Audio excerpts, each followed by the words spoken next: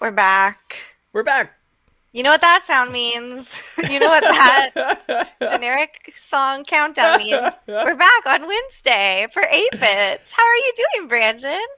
Oh, I'm so good. It is just a beautiful week here in Napa. The sun's shining, the weather's warming up. You can walk around outside with a t-shirt on again. It's Oh, just it's a great time to be alive. it's a beautiful thing. Oakland has been beautiful as well. I took a lovely stroll around the neighborhood for the first time in a long time, and it was nice to just be out and about, even if it was. I took a bus, Brandon, for the first Oh, time since the quarantine started, and I was the only person on the bus. It was like a limo.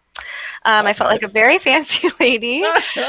So it was a weird moment in a very very strange time, but Yeah, we're almost. I think we're coming up on our year anniversary of this show, Brandon. yeah. Like, speaking of quarantine, Yeah, I believe we kicked off in May 2020. I want to say it was right around the time of the Microsoft Build conference, if I this remember sounds correctly. right. Yeah, we're And gonna so, have to do something big. oh man, I know, and it all depends. Like, what will we be able to do in May? Can we Yeah. get together in a studio again? That'd be Oh my exciting. God, we could sell merch at a live show. Can you imagine? At the Microsoft Reactor, live, 8 bits. Can you Woo! imagine? Oh my gosh. Let's all Oh, get vaccinated. Hope this happens. that's the dream, and yeah, like more vaccines keep coming out. They keep getting approved. So who knows? Yeah, Maybe that'd be amazing. Just we'll see. A girl life. can dream. What have you been up to, Brandon? What's been going on in your world? Oh gosh. So did something really cool this week. There's a Xamarin show or the Xamarin show here at Microsoft, and I got to come on as a guest for a couple episodes this week. We just recorded them yesterday, so they're obviously not out yet. But I can give you a sneak peek. Let me Where throw would this. people go to watch these? On YouTube? The Xamarin show, yeah, they're all available on YouTube.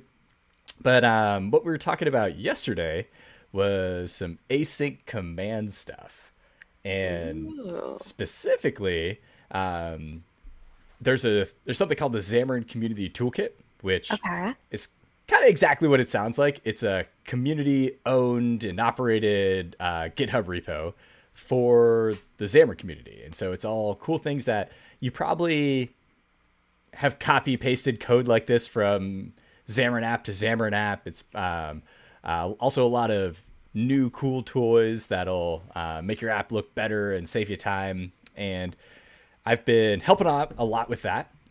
So adding code, reviewing code, approving code, all that fun stuff.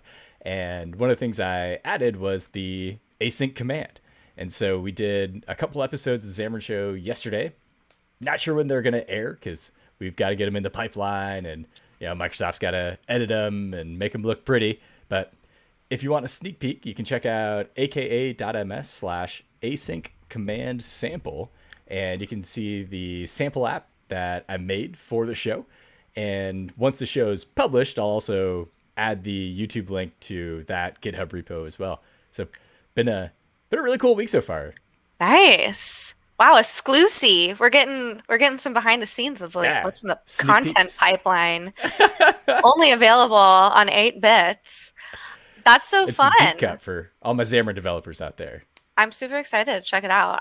Meanwhile, I don't do as much as Xamarin, so I'm gonna do in sync instead of async.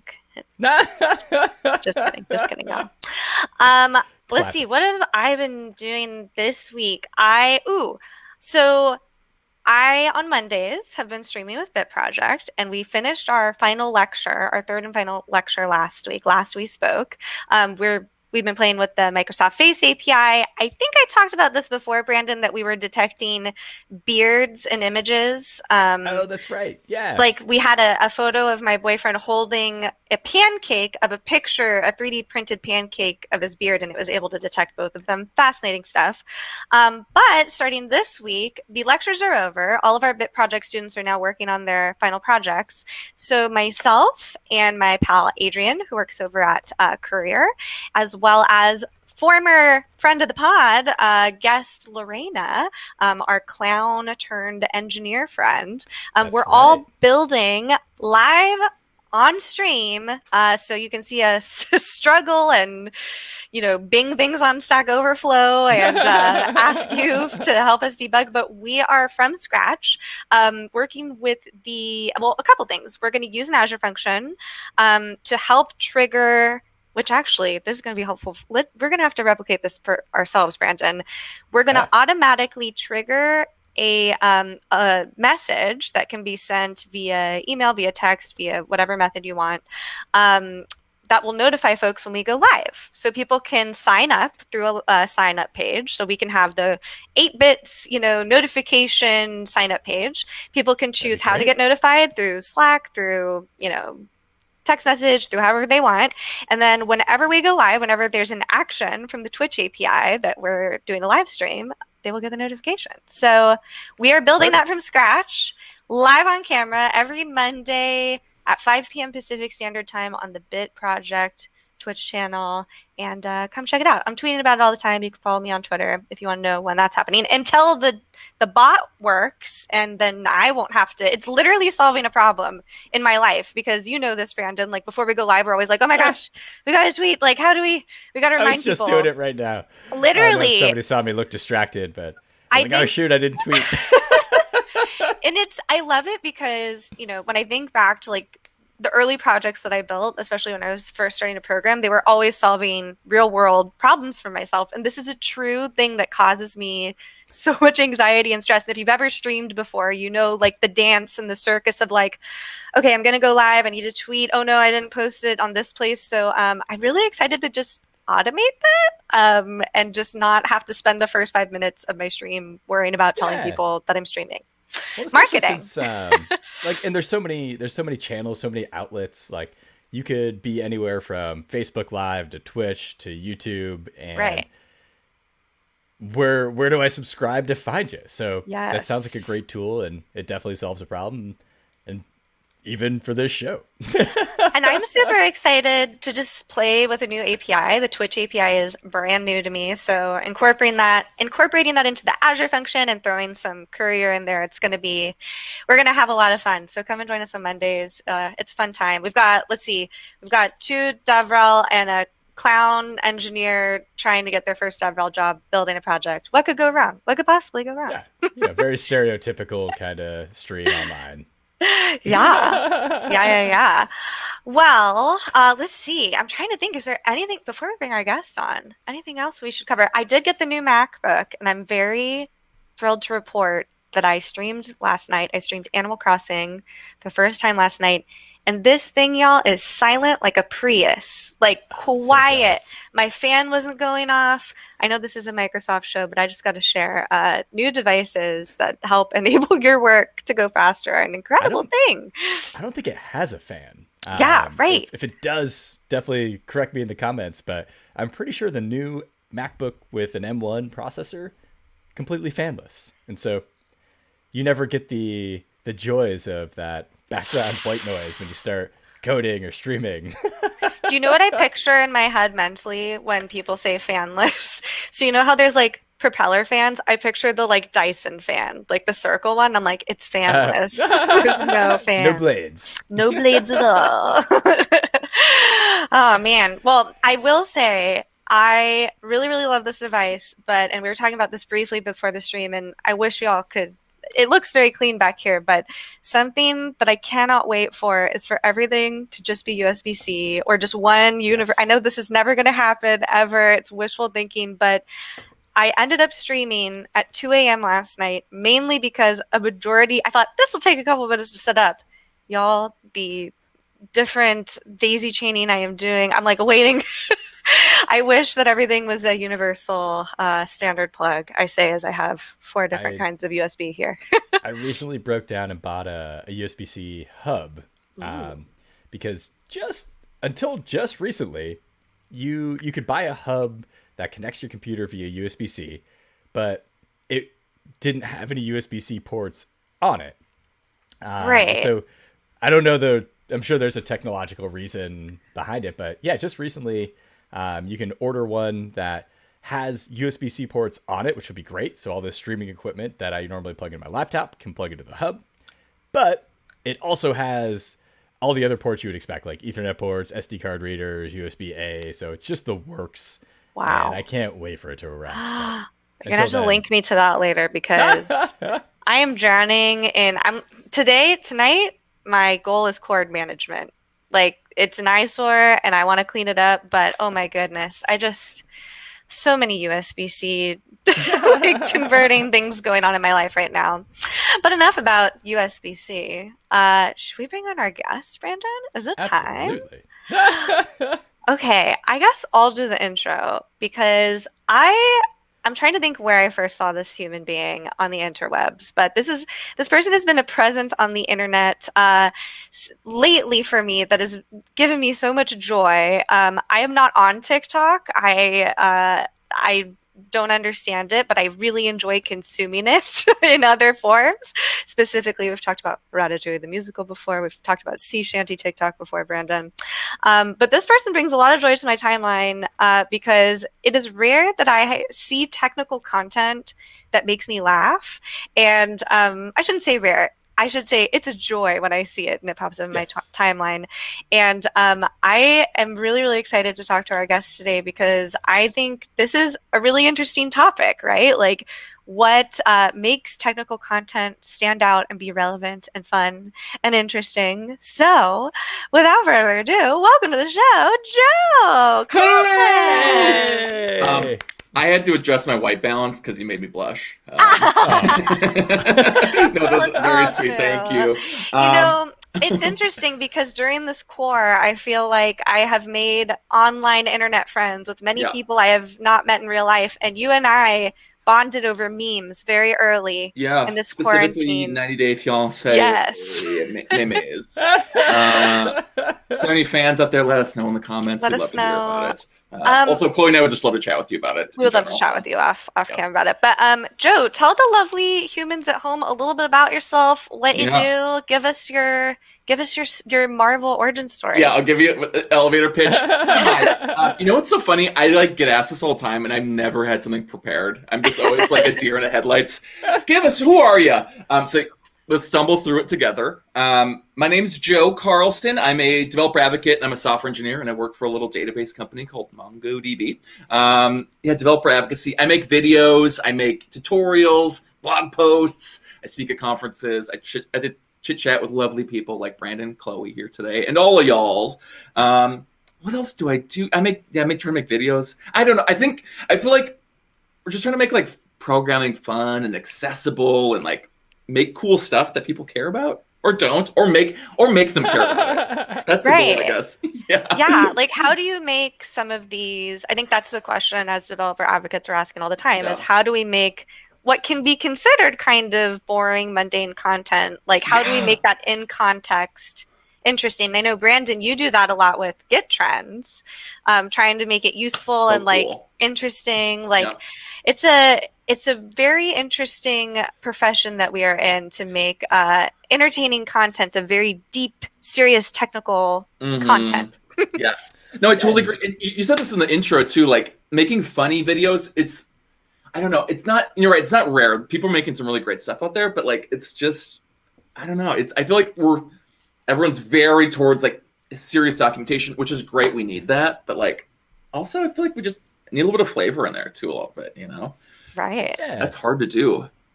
Yeah. And it really says something about being able to take a difficult technical concept, being able to break it down to kind of its bare minimum. Yes. And then teaching that as the concept and then also adding onto it and piling onto that and using that as your foundation. Yeah. That's kind of how I think of my job as a developer advocate is like, I'm really just a teacher. Yeah, I totally agree. And I try to teach in the way that I wish my teachers taught instead of. I say that all the time. Totally agree. I had so many teachers in high school that. My favorite example is. Do you remember learning about parabolas? And maybe not because it's a very underwhelming. I've heard topic. this word for sure. Y equals x squared. It's a parabola. And every parabola has this thing called a focus.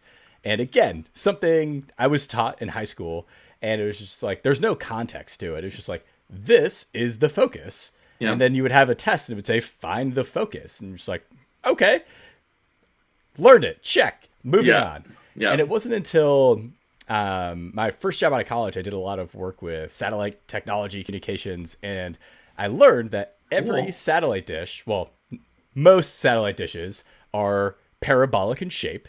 And they're parabolic in shape because that focus is the actual point where every, we'll say, RF energy, all the signal that comes into the dish gets reflected back and concentrated in that focus point. And it's literally, if you ever look at an antenna, even the ones on the side of your house, they have that arm sticking out with the little receiver on the end.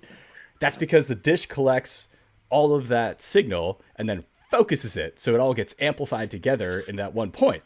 And like a magnifying glass of light, kind of. And yeah, like blew my mind learning about that as an adult, because I had quote unquote learned it in high school, but like the teachers didn't give any context. And so I feel like that's so important when you're teaching something. You have to be able to break it down, give that context, show these real world applications, and then we can start adding stuff onto that and making it more complicated. But can I show you something, an example of this that makes me so excited? Absolutely. Yes. I'm sharing my screen. If you're not following Be Analytical, Coding Drag Queen, there's two recently that so this makes me so happy to see people explain very, very complicated, complex topics in very fun and interesting ways. This one is all about using data structures, sets, arrays, and queues, and stacks, and showing it with makeup wipes, like literally wiping with a makeup wipe. And then this other one recently that's all about gender drop-down menus, about like,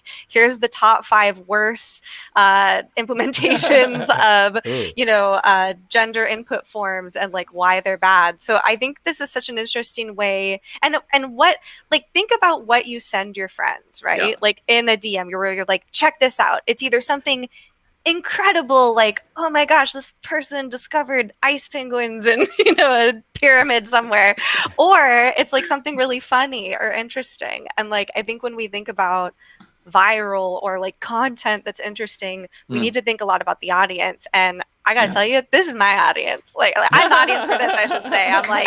I'm all about making this interesting and fun. I totally agree. Anna's content is amazing. I also second it.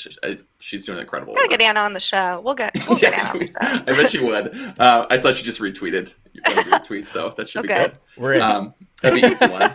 I actually use this example all the time for creating content. It's like, imagine you have a friend on Facebook who's a realtor and they're selling houses. And like every day they're just posting houses they have for sale up there, right? It's like, that's boring. I don't care. Like, I'm probably not going to like be engaged with that. But like, imagine this person starts writing content about like how they flipped the bathroom and that increased the value of their home by $10,000, or maybe it's a little bit of education about why this neighborhood is doing well, or predictions about housing markets, or I don't know, whatever. Right. Like, but the point is, like, instead of trying to sell me these houses, this person starts teaching me about their job and like how that's working for them. That's something I might start sharing with my grandma, like, family, friends. Like that's engaging. You know what I mean? Like, and the point of that is like, we should be teaching. Like, our jobs is to teach the community, not sell them on something, or, you know what I mean? That just like doesn't work. No one cares. Absolutely. I do want to say too, so I've been making a lot of TikTok videos, and the thing about TikTok is that it's very good, by the way. Backward. Thank you. Follow it. We'll drop a link in the show notes of this. Give it a follow or whattever. I don't care. What's your TikTok handle, Joe? Yeah. But TikTok is weird because it's opposite. Like, with like Instagram and Twitter, like it's very creator driven. You like put it out there and it goes on someone's timeline. With TikTok, like if your content sucks, it doesn't promote it. Like it just dies. Like, so I can like push stuff that no one cares about, but it just doesn't get any views. Like you have to actually, it's like totally retrained me on like how to like make stuff that people are actually engaging with. Because you that's the whole point of the platform. It's backwards. It's like community driven as opposed to creator driven, which is what we're used to as people are like making this content for the community. I don't know. I think that's the future.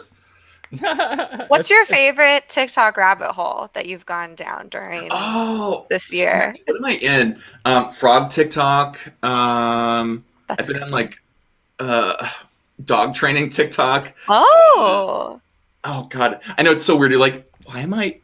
Am I like? Does TikTok know something about me? Am I a frog man? I know Brandon's gone down sea shanty TikTok. Oh yeah, I haven't really gone down there. I know it's like been blown up though. Have to.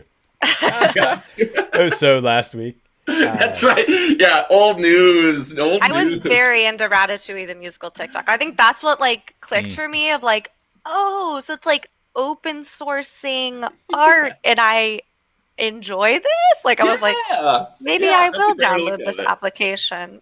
I'm so amazed that got made. And- That is so fun that Ratatouille the musical got made. And Yeah. Joe even got a shout out in the comments. Joe's one of the best tech creators. Thanks, Pratik. I agree. I'm blushing. You guys are so sweet. This is so fun. Can you tell my boss? Yeah, we'll have a recording Grab a of this screenshot. Video. We'll cue it up. It'll be Okay, great. good. I'll send this to my boss. Get that in the promotion review. Well, and we were talking about this before the stream, but there's really something to be said for things that are memory hooks for. I used to give a whole talk on this, on why it's important, especially when you're teaching children. I used to work in children's theater, community theater, and if you've never gone to a children's community theater show or attended one, let's just say I had to have a lot of Red Bull before to match the energy of 4-year-olds at 10 in the morning. So when I think about that, when you watch something like Sesame Street, you know, Nickelodeon, Disney Channel, there's all these bright colors and lots of songs and kind of memory hook things to get you to remember things. And something that I think a lot about as a developer advocate, we're all adults now, and I think we sit 5 minutes in a meeting and we want to look at our phone, right? So how do we engage with an audience? And it's kind of amazing how very subtle changes, even in a presentation or content, it can be a tweet, it can be a video, just making it relatable and human and not like marketing jargon synergy, like buy our hashtag product.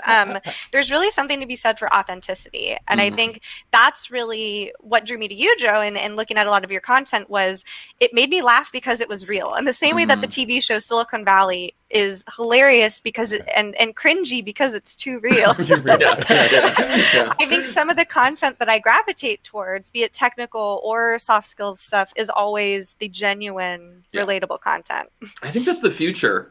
That's the future. I don't know. It's that like we're I don't know, like trying to find it. Just like traditional marketing doesn't work, right? Which is why we have jobs. Like we're developer advocates. I think we're good at talking to developer communities, but like I totally agree. Like personality, like authenticity, vulnerability, and Chloe, I love that you're doing that with your Twitch stream too. Like I love doing that too. Like I want my audience to see the blood, sweat, and tears. I want them to see me cry. Well, I did literally bleed on camera. Okay, literally blood, sweat, and tears. Yeah, well, there's kind of a vulnerability to live coding. Like this is a new thing for me that I think back to, you know, what Brandon and I used to do, giving talks and demos. You know, there's something to be said for. And Brandon's been doing this on the weekends with our friend PJ, like literally showing people your process. Like, here's how I do things. Here's how I look at Stack Overflow to like solve this problem, right? There's really something to be said for the realness of it. Like, because you walk through a tutorial and you think it's going to take 10 minutes and it's like, okay, right, I have to open these docs and then go here and then I need this NPM package. And like, you know, 3 hours later, you're finishing the tutorial. And I think that I've learned so much. That's why I've started streaming live coding stuff, even though it's really scary, especially as a woman online. But I've learned so much from other people doing it. Like it makes me feel like less alone in this process. Well, and it's hard. It feels effortless for a lot of people. Like Sue Hinton, like she crushes it, right? But like, you're like moderating a chat, you're trying to like verbalize what you're doing, and you're trying to solve like technical problems on the spot. Like it's improv. It's all improv. It's like multitasking improv. It's hard and it gets drawn out. The benefit though I've loved is like if I get stuck on a bug and someone in the stream is like, "Oh, I solved that last week. Here's how you do it." Like, amazing. That's kind of cool though too. So I was literally streaming. So like Chloe said, I stream with my buddy PJ every Sunday on Twitch, and PJ's been on the show a couple times. He's learning to code, trying to get a job in tech, moving out of his current role in academia. But yeah, we couldn't figure something out because we were PJ's building a website, and I make mobile apps, so like I know how to code, but I've never built a website before. And yeah, we were just stuck. And somebody in the chat was like, "Oh, I think I can fix this if you just bring me on." So yeah, we just sent him the link. Whoa. He Incredible. came onto the stream and walked us through it, and then the website started working. Oh my God. And it was so Was amazing. it someone And, you knew or like a stranger or? it was something that PJ knew. Yeah, so Wow. we were comfortable bringing we'll say the mystery person on. Right. But You're even like- yeah, in the comments, there's been a couple folks that have also solved issues too, and like we probably would have been hitting our heads against the wall for hours trying to figure it out, and just like, yep, here's the line of code you need. Like, Brandon, that's a risky move bringing a stranger on the live stream, but I'm glad that worked out for you. Our recent guest, Taylor, actually hopped on the live stream with PJ and I to help us with our Twitch setup stuff, being someone who worked at Twitch. So it's kind of cool. cool. Like, you kind of get to crowdsource information. Like, that literally happened the other day when we were building Shania bot. We're building this, Azure function, Twitter bot, our Shania Twain bot, famously we've mentioned on the show before, but literally Sinclair, other previous guest of the show, Jeremy came, like literally was in the comments saying, "Oh, try it this way," and Adrian was saying, "Oh, do the regex this way," and helped us. We would have been stuck on this problem for probably an hour or two because we're not that familiar with regex. And I love that's like the one positive of having to stay home is like we're all able to kind of like co-work together more in this weird pandemic way. Yeah, totally. No, that's so true. It's like, I don't know. Were you guys remote before COVID hit or? Kind of, sort of, yes. Yeah, we technically had an we were office, but it was one of those things like we traveled so much that we were rarely in the office. Exactly, right? I feel like a lot of people in our position, like, we're pretty much remote. All of my toys on my desk right now, I like to imagine have been living a Toy Story-like fantasy life at Microsoft HQ SF for the last year. I miss that desk every day. Could gossip with them. Yeah.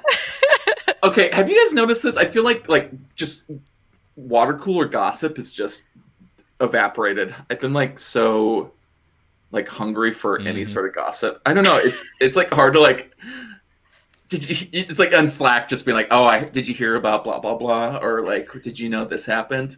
It definitely has changed company culture dynamic. I feel like you can much more control literally who you're in a room with because you're physically not in the room. So I think in an interesting way, I've just been able to surround myself honestly with people that I would have already surrounded myself with, but now more people, because I think in a pre-COVID life, I'd be like, oh, proximity to me. But now there's a lot of even like across different continents and stuff, being able to do work with other coworkers for seasons of serverless. We worked with Microsoft student ambassadors all over the world. And I don't know if I would have had the bandwidth / thought to do that pre-COVID. Oh, totally. Yeah, I totally agree. I feel like I don't know. This is just me, but like COVID, I've been like getting my social needs met by like meeting people online. And I don't think that's true of everybody, but it's been like really helpful for, I don't know, just like getting to know people or new people. Like Chloe, like you and I have gotten to know each other online, right? It's like, I don't know if that would happen without COVID. So I have to, Brandon will tell you, like if we were to go to a meetup or a conference or something, I can be on there, but I have to recharge afterwards. And what I actually appreciate having to work from home and having remote events is when I turn off that camera, I can turn into the trash goblin I truly am. I don't have to take Muni or Bart home or take an Uber home and like finally shed my lizard skin. I really can kind of limit, because there's also, going to live events, like people lining up after your talk and the emotional energy that it takes. And as an ambivert, which is an introverted extrovert, if you've never heard of it before, people on the show, I can turn it on. Like I love to communicate with people and I love to talk to people, but I need my Clo time. Like if you ever saw me at a conference, I'm very alive in the room. And then I go into my hotel room and like, I'm watching 90 Day Fiance with like, some chicken fingers or something. But yeah, it's given me the personal space that I think I need. I love that. Like clearer, safer boundaries or like, I'm the same way. and Brandon, I don't know if you're the same way too, but like I feel like a lot of people on our roles are like that, because I think you have to have like be the focus to like make code, which I think involves a little bit of introversion, and then you have to be like extrovert enough to like jump on a stream like this or chat or speak or whatever you're doing, you know. I feel like I definitely have both. Yeah, and I agree. And Josh in the comments, or Joshua Hunt's World, was saying just being able to hug friends is something I miss a lot, and I empathize with that a ton. Being able to, I got to see somebody in person for the first time who I haven't seen in almost a year the other week, and we just had to like stand and wave at each other like, it's so good to see you, but don't come any closer. And there is something about that that hug or that handshake that does make it feel a little bit more personal. But like we were talking about at the beginning of the show, that's hopefully we're all getting vaccinated. Hopefully we can get on the other side of this pandemic, and totally we can all kind of figure out and return to where we want to be. But yeah, I very much empathize with needing to recharge. There's something about being at a conference that is, not just physically exhausting because you're standing and walking and doing that all day, but also just mentally exhausting, having to have all these conversations, meet people. And don't get me wrong, I love it, but I could go for a walk and be standing all day without the mental overload, and it's very different. Like, Chloe would say, when I get back to the hotel, it's just collapse in bed, order up some room service, just kind of like curl up into a ball. Like, no, I don't want to talk to anybody. Yeah, but that's okay. It's two very different hats, two very different skills. I think, as developers, it's just like you said, Joe, like sometimes we're behind the computer and it's a very solo activity, but there's really something to be said for, I don't know, our whole job is to be a developer advocate, to advocate for developers. So the advocating part is it's a different skill. Yeah, no, I think so too. I'd be curious if anyone on the stream is watching. Let us know. Like, are you guys excited to come back to in-person events? Has it like changed the way you're learning this year too? Yeah. Of course, it probably like we're all more solo, but I don't know. I feel like for me, that's definitely changed a lot. I feel like I miss expo halls. I miss like walking to different booths, talking to different companies, and like learning about different products. Like after you've given the talk and communicating. Like I remember at Ignite the tour, we had a community section where we were featuring different startups that were local to the area. So in this case, I think it was in Milan. We had a bunch of local startups that were there to share what they were doing and having an impact in the community. And I miss having those genuine face-to-face conversations. Like I feel like because we're a little bit more limited online, you're not going to have that conversation as you're leaving the venue where someone said, I also started learning that way, or like, hey, I really enjoyed your talk. Like, let me tell you about this. So I think there's a lot, I've heard a lot of people say, I miss the hallway talks, like, or not hallway talks, but sort of the hallway connection. Yeah. Actually, speaking of talks, Joe, I know you have actually a TED Talk coming up. So tell us about that. What's the talk and what are you doing to prepare for that? I gave a keynote at the hackathon this year. It's called Art of Computer Science. It's basically like just finding your community. I think I gotta find a better name for it, but I don't know. Someone's organizing a TED Talk and asked me if I would give it. I feel like I gotta like I haven't written a speech before. I feel like TED Talks are very like Elle Woods at the end of Legally Blonde. Yes, exactly. You must always believe in yourself. I'm like, I feel like I need help like making a less chaotic version of the talk for TED, which we'll have to figure out how that works. It's this summer, so I'm like, hopefully it feels like a million miles away, but it's like I think it's going to be coming out in June. Also, I don't know how it's going to really work with like online. Am I just going to record it? living room. I don't know. Well, have you seen this Snap chat camera filter? Maybe Oh, to yeah, get the it working TED on the Talk one? stream. Yeah, I've this been is so using good. that to emphasize points on streams where I'm like, and in conclusion, thank you so much. And it zooms out. If you haven't Welcome. used this filter Yeah, yet, the cheering. incredible. That's You what can I'm going practice for. with that. Yeah. It's a good dress rehearsal for you. That'd be so funny. Actually giving a whole TED Talk in that with that filter on. Think about it. I'll ask to see if that's allowed. What is the So- topic of your talk? Oh yeah, it's just like talking about my career a little bit. So I should give some background a little bit. I'm like really interested in art and tech, and I particularly love. I ran a hackathon in Hawaii called the Stupid Shit and Terrible Ideas Hackathon.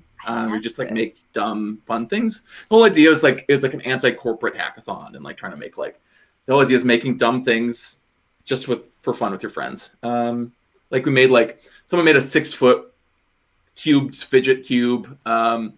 Someone had made an app that texts your mom every website you go to in incognito mode.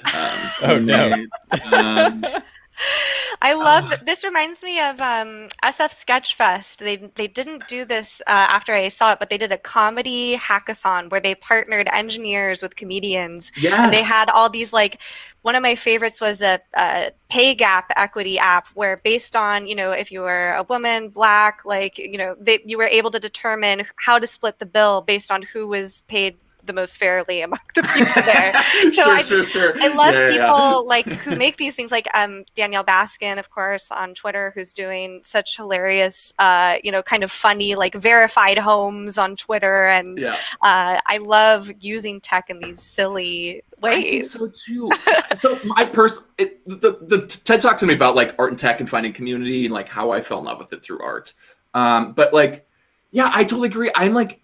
I think that like computers and programming and tech and the internet is like the artistic medium of our generation. And I think everyone here and people watching the stream at home are like uniquely positioned to be able to explore that medium.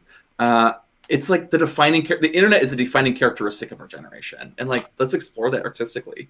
I think there's a lot of place there, and I feel like our industry really pushes people to like want to, like, you got to monetize every side hustle, and you got to wake up at 3 a.m. to make your stupid business that's gonna get funded, or like, who cares, right? Just like make stuff because you like it, or don't, who cares, right? Just like, I make stuff to learn, I make fun stuff to teach, I make fun stuff just because I like it. We had I think jQuery is probably in the chat right now. I saw them earlier, but we had a conversation about the first season of RuPaul's Drag Race that happened during the pandemic. We wouldn't have had the creative, beautiful artistry that was Crystal Method's "I'm Like a Bird" remote performance. Like, there's so much that we're seeing now with being able to use like online, like drag, for example, light up costumes, seeing a lot of tech being added to wearables, makes me so, masks too, like masks with tech in them, makes me so excited for this generation is going to make such cool stuff. I know, or like IoT stuff being integrated. I don't even know what you could do with that yet. I don't know. I'm definitely not like I'm not a big fashion. I don't know like a lot about it, but there's like, just like the potential there is exciting. And I feel like that starts with like people just messing around with it and like figuring out what works or doesn't work. I'm obsessed with this line between like stupid and genius. I feel like if it feels dumb and you make it, and sometimes like, so we were talking earlier about my IoT kitty litter box I made. Yes. That was that I think. It was just like, I wanted to make a fun, silly little project, and it turns out it was actually kind of useful. Like, right. I didn't really know until it's done. It was going to be like, I may have just been a dumb thing I'd just throw away or whatever. It just, that kind of dies, but it's actually kind of useful. But I feel like that's where this stuff comes from. Or like putting things like chips and things that have no right to have a chip in them. I like let's do more of that. It's like, maybe you might find something and maybe not, but who cares? I love, shout out to Sailor HG on Twitter and Instagram and all the things. I've really been enjoying, she recently melted down her clipper card and put the clipper card in a resin ring so she could just tap in with her ring. What's a clipper card? Oh, it's like the Metro card here in the Bay Area. Gotcha. And I'm in the Midwest. I have no idea. Right. And anytime I see a pair of AirPods now, I think of Sailor HD because I always thought they looked so silly, but she added the tassel earrings from Breakfast at Tiffany's to make them look more fashionable. So that intersection, that's what makes me so excited when I see people crafting with tech. I wish I knew the person's name, but I saw someone with a manicure where she had a video screen on each fingernail. And I thought, this is the coolest thing I've ever seen. I'll see if I can find that. But any sort of blend of arts and tech. What are some of your favorite projects that you've seen that have incorporated those things, Joe? I don't even know. I just even public art pieces. I've been exploring LEDs in my free time a lot. You can't see it back there. I have a LED thing I made back there. I don't know. It's public things or pieces that change for the weather, and you can see things in real life. I'm even trying to think. I don't know. I just I meant to think of that. I should put something together of my favorite projects. I think that'd be a great idea. The thing that gets me excited though is just getting excited about just making stuff. And even Gwithian here in the comments saying that authors often talk about how they write books for themselves, and it turns out that a lot of people like it. And yes. He makes the analogy to coding and building things, and I agree with that so much. That's literally both apps I have in the App Store, where they're just fun side projects that I work on at nights and weekends with Ian, were both apps that I made because I wanted them. Yep. And it was maybe somebody else will want them too. And now they have a couple thousand monthly active users, and it's so cool to think there's people on the other side of the world using my apps. It's sharing your art with the world, literally. It's it was literally just a selfish project. I was I wish this existed. Yes. I want it. Yeah. I'm gonna make it. And I think people are always saying what drew you to tech, and I'm honestly, tech is digital crafting to me. Putting all these different pieces together, because there's all these different components and APIs and things you can put together, and it's deeply, deeply technical, but you can make some really weird, funny, interesting, artsy stuff. I totally agree. I don't think a box of Legos. Yeah. I want to add one other thing to the comment that was just up, but we make things for ourselves too, but also I personally, I can't predict what's going to be useful or not to other people. It's just and some things blow up, but some things don't, and that's okay. But I feel for me, I've really had to divorce the need to try to make everything a hit. I just the only thing that's important for me is just to produce, just make things and then things either take off or they don't. So true. And something I found is you just can't predict what's going to be a hit. You can there's been projects I've worked on where I'm people are going to love this. This is definitely going to be a hit. Yeah, I've got $1 billion business here. Biggest. Boom. Yeah. I'm going to get thousands of people reading this blog post. It's going to be the biggest one all time. And then it's a total dump. Nothing. And then I'll do something that takes 5 minutes, just kind of on a whim, throw it out there, and then thousands of downloads or views. You're just what? So totally. I found, just like you're saying, Joe, it's more about just keep creating, keep putting stuff out into the universe, and it will something will eventually strike a chord with people. I think so too. It'll take talking about it, promoting it. I don't know. I told it one of my top GitHub repos of all time is I was teaching myself Angular in probably 2013, 2014, and I made an Angular Instagram feed. It was learning. I was just learning how to code. I was just learning Angular. It's terrible code. It's crushing. I have no idea why it's still popular to this day. I don't have the heart to take it down either. But I don't know. You just throw it up, and sometimes it clicks. It gets those Google SEO wins correctly, and people just find it or whatever. I don't know. And we always end up talking on this show about theme parks. This is a theme on the show. Final 15, we always get to it. But I think that if someone had come up to me as a kid, because if people don't know, I discovered computer science a lot later in life. But if someone had told me, hey, that stuff you're doing on LiveJournal and MySpace and Neopets and that Imagineering stuff at Disney that you're really interested in, that's all computer science stuff.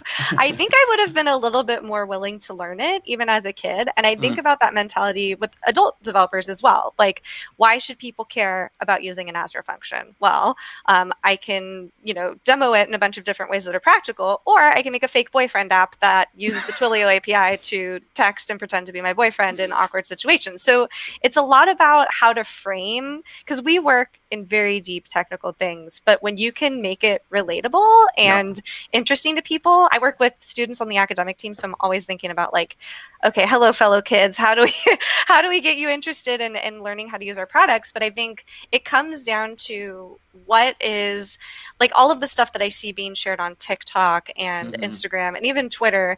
The stuff that I see that's the most engaging is the authentic, funny, like heartwarming stuff. So the more that I can put that into my technical content, the better.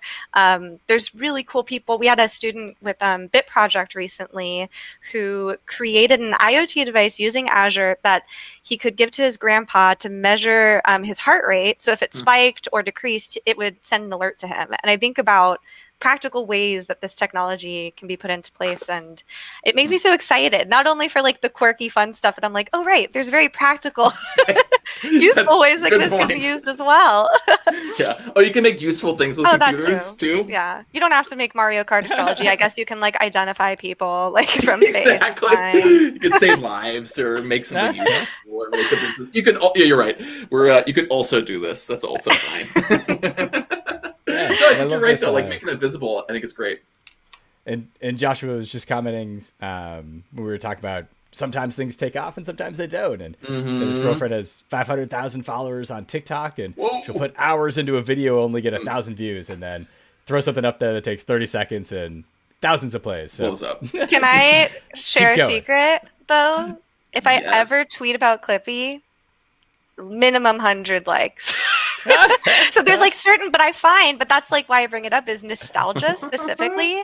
Anytime I tweet about anything or share anything, even on my YouTube channel that involves a Furby, it's one of my highest performing videos. Like, I think there's something to be said for these memory hooks, like nostalgia. Music helps a lot, I think, too. And I think about different things that have helped like trigger things in my brain to remember them. So I take a very children's theater approach to development.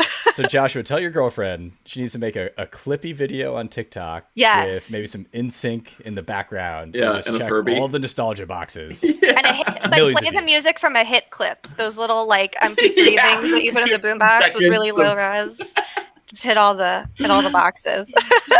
So we're just giving this viral content away for free for everyone. Yeah, you're welcome, everybody. You're welcome. So Joe, we always ask everyone on the show about their favorite theme park and favorite theme park ride. Do you have an answer to this question? Okay. Yeah. Great. So I live in Minneapolis, Minnesota. Yes, it's cold here. And no, we don't all talk like we're from the movie Fargo. But I live next to the Mall of America. Never which been. Has a Nickelodeon Studios theme park in it right now, Chloe. What? It's like a small mini version inside of a mall, but it still exists. It's all indoors, right? It's all indoors. Also, fun fact about the Mall of America, there's no heating in it. It's all human heated. And like human powers just like walking around. Isn't that weird? Anyways, probably favorite theme park. Okay. Ugh, I don't even know. We got to add to the road trip list, Brandon. We're going to this Mall of America Nickelodeon theme park. Yeah, if you're on our way to Orlando, we'll swing through Minneapolis, St. Paul. Good idea. There is a Bikini Bottom plunge ride on it. It's like like an episode of SpongeBob where you like go straight down on the bus into is it Rock Bottom? Wow, I love this. That one's so fun. Jay queries in the chat whose answer was Dollywood, which I cannot wait to go to. Oh!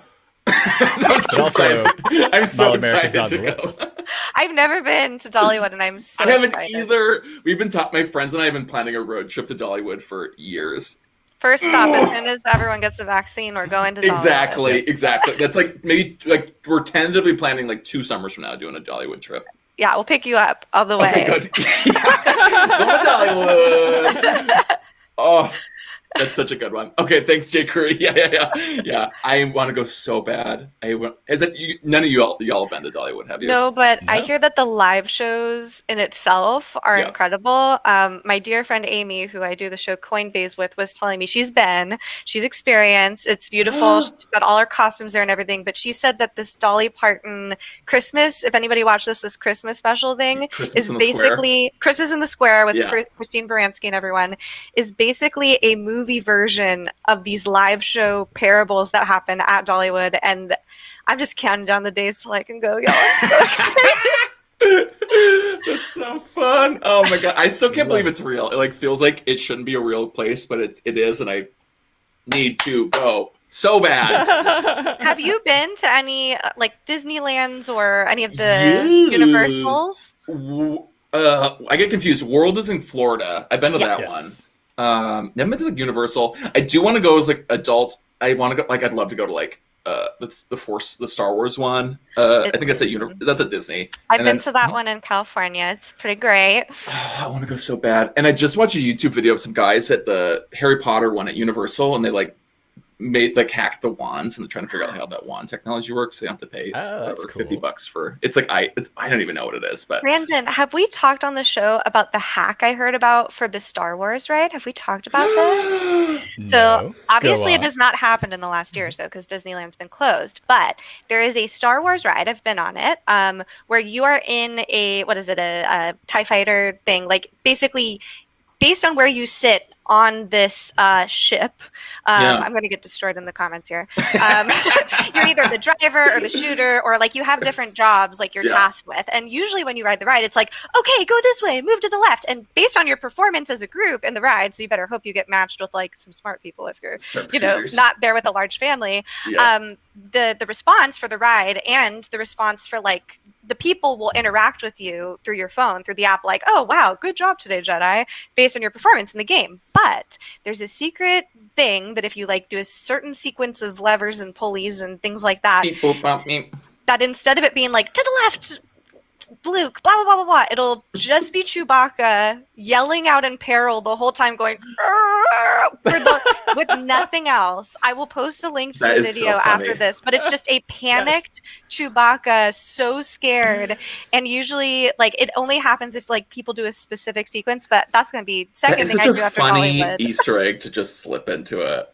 And I'm sure Alright. there's so many Right. more that we've missed out on from the last year. That's you're right. That's the one we know of. Just R2D2 being through the whole thing. I just love the captions just slow down. You're crazy. That is so funny. Yeah, that'd be amazing. Have you seen the videos for Super Nintendo World yet, y'all? Because Yes. Yes. Yeah, I can't believe that's really either. It looks incredible. Just walking in, it looks like you're in a video game. I don't know how Yeah, they did it.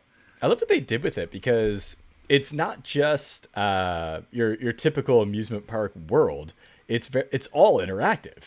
So it's you're literally in a Mario video game where you can jump and hit boxes and get coins. There's puzzles and stuff that you can try and accomplish along the way. I'm pretty sure they have a leaderboard and high scores. They just went all out with it because when I first saw it, just a still image of it, I was oh, that looks kind of small. I don't really know what you'd put there. Is it really a Mario ride? can I throw a shell at someone's head? Then I'm not interested. But no, Yes. it's a whole world. It's have you ever wanted to be in a video game? Here you go.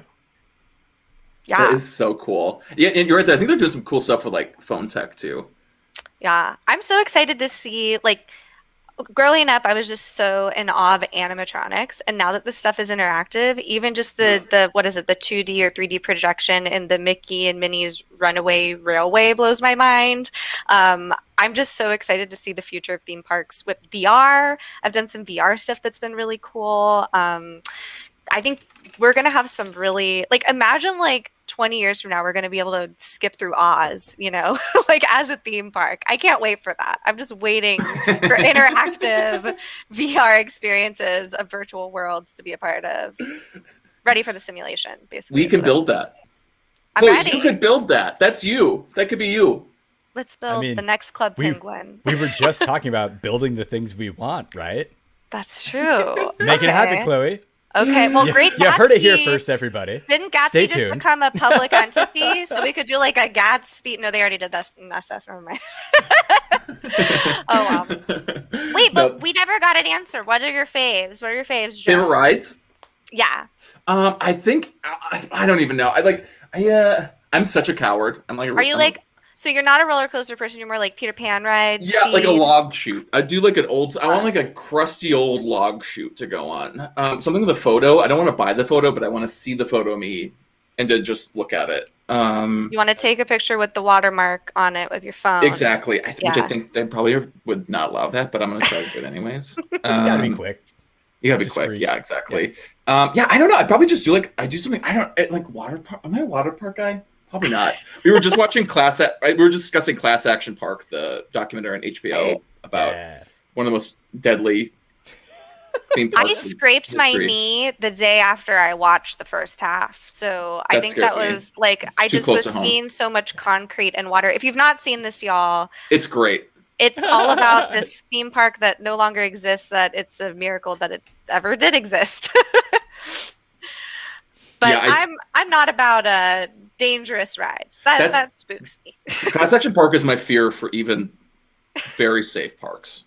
Yeah. Also, I do want to say the scariest thing too, or like just like County Festival. You know, like those like mobile rides that just spin you around and make you want to vomit. You know, our coworker April just tweeted about this yesterday. There was a tweet going around that said, "Can you believe that our parents let us go on this?" Yeah, or like our parents didn't care about us or something like that. Yeah, if I can find it. Yeah.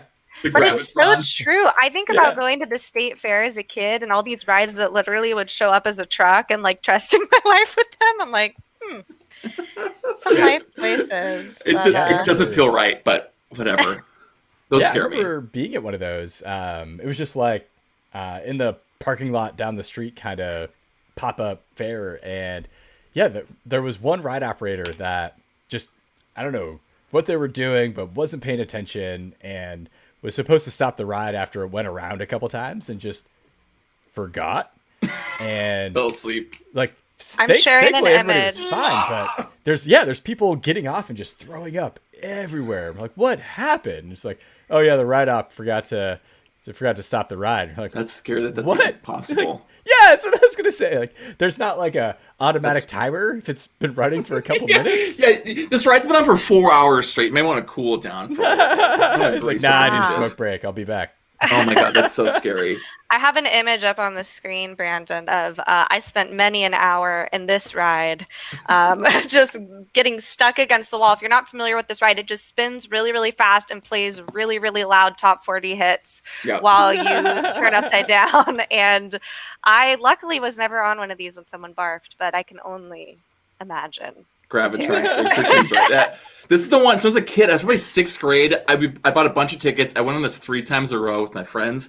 I just remember like stumbling out, passing out in the grass, and then vomiting, and then waking up in my own vomit. I can't believe I did that. Remember when we could go to theme parks? Those are the days, weren't they? Oh my god, that's right. You remember being around people? I don't. Right? Yeah. Even when you said Mall of America, that was the first thing I thought. I was like, whoa. Being in a mall right now? Heated by human air, you say? Yeah. Just people exhaling just to heat the whole building. That can't be good. Joe, where can people find you on the interwebs? Where should they follow you and like find all your cool, awesome stuff that you're making? Yeah. So I'll put some links here on the actually, I don't think I have access. I'll just have you all post those for me. Absolutely. Yeah, I write. I'm a big into JavaScript, Node, front and back end development. Obviously, I work for MongoDB. I talk a lot about databases. If that's your thing, cool. I also post a lot of like goofy videos. So if you like just funny stuff about programming, you should totally hit me up. My Twitter is right here, right below me. Otherwise, you should hit me up on TikTok too. I'm going to plug one more thing with MongoDB. I've been writing for the MongoDB Dev Hub, which we just launched. So if you go to developer.mongodb.com, it's a great place to learn, get resources. That's where I'm doing all my blogging right now. And I'll be also producing some YouTube videos shortly, fingers crossed, for MongoDB. So keep an eye out there too. You work so much work, as they say on 90 Day Fiancé. Yeah. It doesn't end. Doing all kinds of things. And I just want to say, Joe, thank you for making really great, interesting, relevant, fun, Yes. engaging, entertaining developer content. It's No, so thank you. welcome and fresh in my timeline. And every time I see a TikTok, I get excited. Me too. And I'm not even on TikTok. That says something, right? Maybe Such a someday treat. we'll get you. I just want to say, too, thank you so much, Brandon and Chloe, for having me on. You guys are amazing. I love the show.